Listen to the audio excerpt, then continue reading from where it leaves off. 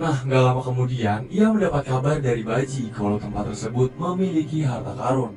Karena rasa penasaran, akhirnya Wukong sama Baji ngikutin anak kembar tadi. Mereka menyusup dengan mengubah wujud menjadi serangga, dan di dalam tempat itu ada sebuah pohon putih besar, juga memiliki buah yang bentuknya aneh. Setelah si kembar pergi, Wukong memetik salah satu buah tersebut, tapi anehnya buah itu menghilang setelah jatuh ke tanah. Dari situlah Wukong mulai merasakan suatu energi iblis. Dengan menggunakan kekuatannya, Wukong mengeluarkan makhluk aneh dari tanah. Makhluk itu memberitahu kalau buah itu dikenal sebagai Cinnabar. Dibutuhkan 10.000 tahun untuk mekar dan buah menjadi matang. Terus buah itu juga cuma ada 30 biji sekali panen. Khasiat dari buah tersebut yaitu bisa membuat orang yang memakannya hidup selama 47.000 tahun. Tapi dari semua kelebihan buah itu juga ada kekurangannya. Yang mana buah itu nggak boleh nyentuh logam atau jatuh. Kalau buah itu nyentuh kayu akan busuk, kalau kena air dia larut, kalau kena api kebakar, terus kalau kena tanah dia tenggelam. Kemudian Wukong mengambil 3 buah, satu buat dia sendiri, kemudian untuk Beiji sama Wujing. Lalu setelah memakan buah tersebut, mereka malah ketahuan sama si kembar karena mencuri. Jumlah buah yang hilang ada 4, tapi yang diambil sama Wukong cuma 3. Karena hinaan dari si kembar terhadap dirinya juga ke gurunya membuat Wukong sangat marah. Ia pun menunjukkan kekuatannya. Dengan amarah yang dikeluarkan Wukong, ia menghancurkan pohon itu. Dia juga mencabut pohon itu langsung dari akarnya.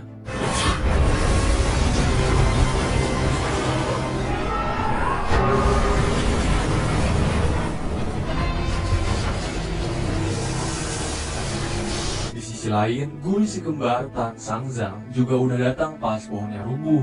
Lalu ia membuat sebuah shield dan langsung turun tangan melawan Wukong.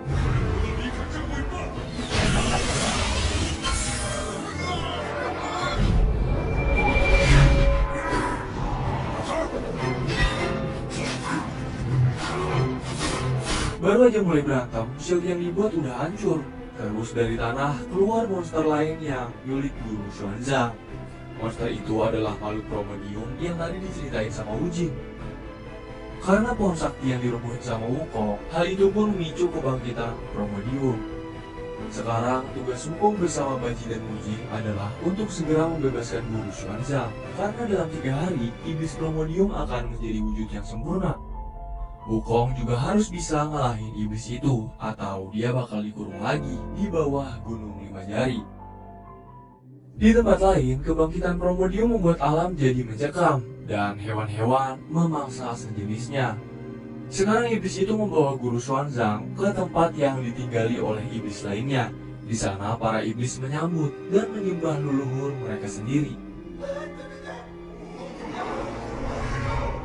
Sedangkan di langit, si kembar menyampaikan ke Kaisar Giok kalau Wukong udah melepas Promedium. Wukong sama yang lainnya lagi terus berusaha nyari guru Xuanzang, tapi mereka nggak tahu mau kemana. Dalam perjalanan, mereka ketemu lagi sama makhluk aneh. Makhluk itu adalah energi Qi. Dia bisa menangkap Promedium terus mensegelnya. Tapi Wukong nggak percaya gitu aja sama makhluk itu. Dari informasi yang ia dapat, kalau yang tahu keberadaan Promedium cuma Dewa Gunung, karena ia tahu semua pergerakan yang ada di bumi. Ternyata nih, Promedium udah tahu kalau murid-muridnya Guru Xuanzang berusaha nyari dia dan nyelamatin gurunya. Sekarang Wukong bersama yang lainnya pergi nyari Dewa Gunung.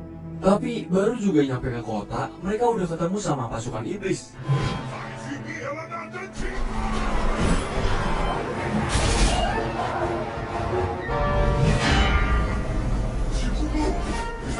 Iblis yang lainnya mengubah penduduk di kota menjadi zombie. Wukong juga harus menyelamatkan energi Qi yang dikejar para iblis.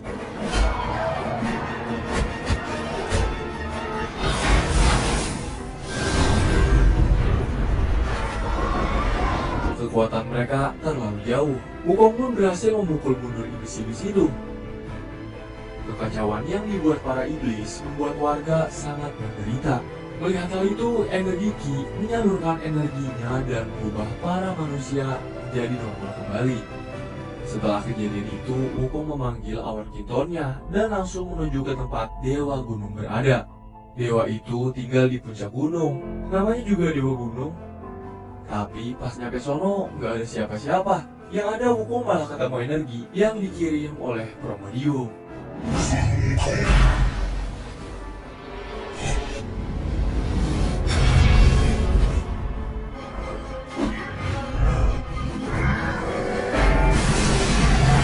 Pertarungan mereka menghancurkan kuil Dewa Gunung dengan hasil Wukong sebagai pemenangnya.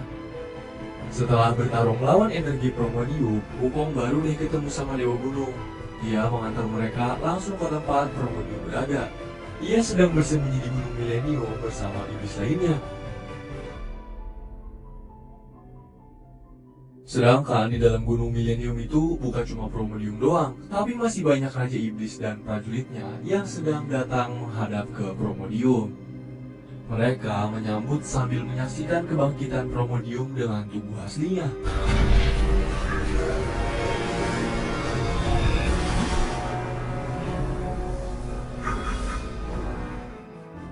Malam ini mereka akan langsung menuju ke markas Promedium, menyelamatkan guru mereka dan mengalahkan si iblis. Tapi mereka tidak berencana untuk membawa energi Ki. Nah, rupanya kedatangan mereka udah disambut sama prajurit iblis.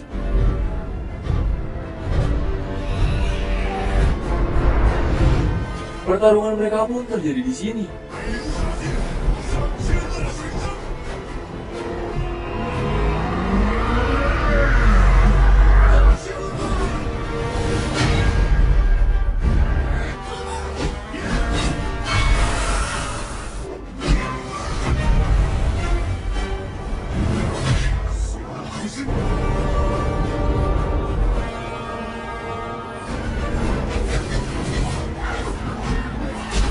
Rencananya udah kalah, lalu Promedium langsung menunjukkan dirinya untuk melawan mereka bertiga.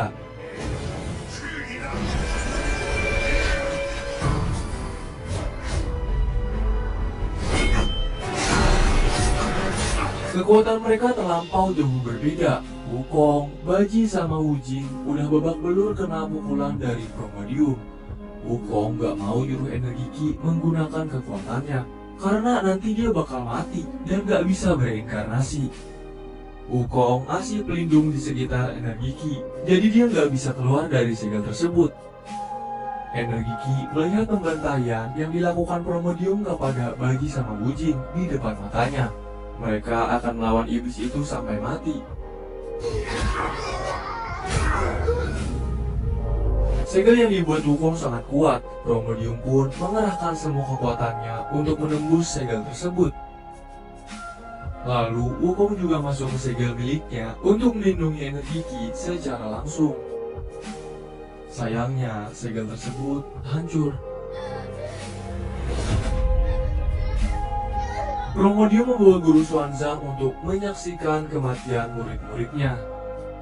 Jiwa emas miliknya juga diserap oleh Promedium. Wukong sudah terlalu lemas, dia pun gak bisa ngapa-ngapain. Meskipun udah begitu, Wukong terus diajar habis-habisan sama Promedium. Kemarahan energi Ki semakin memuncak, ia pun mengarahkan semua kekuatan dan Ki miliknya, tapi malah gak mempan.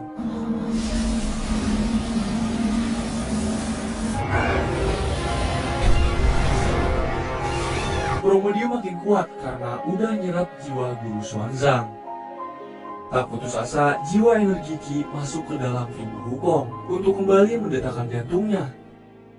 Dengan perasaan senang karena udah menang, Promedium gak tahu nih kalau Wukong udah bangkit dari kematian.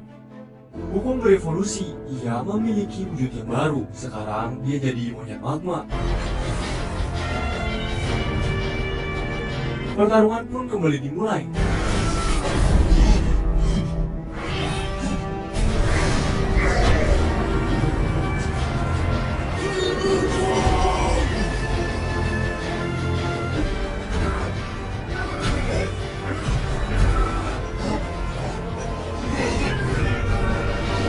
Wukong berhasil mengalahkan Promedium dengan pukulan gada emasnya.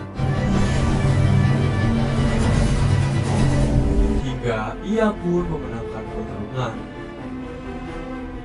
Jiwa energi Ki yang ada di dirinya kembali menghidupkan Baji dan Muji. Energi negatif juga menghilang dari sekitar mereka. Cahaya kembali menyinari dan mereka bisa kembali bertemu dengan guru mereka.